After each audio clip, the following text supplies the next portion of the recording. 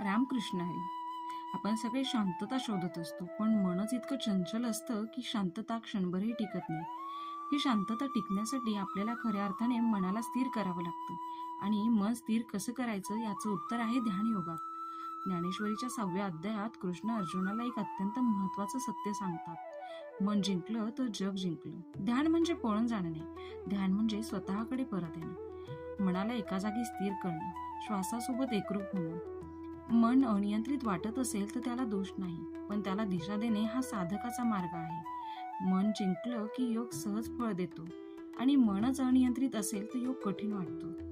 6वा अध्याय आपल्याला सांगतो, ध्यान म्हणजे मन थांबवणं नाही, मनाशी मैत्री करणं. मन स्थिर झालं की शांतता मिळते, शांतता मिळाली की आत्मज्ञान जगतं. जग बघण्याचा मार्ग बदलत नाही, पण मन बदललं की जगच बदललेलं दिसतं. रामकृष्ण हरी.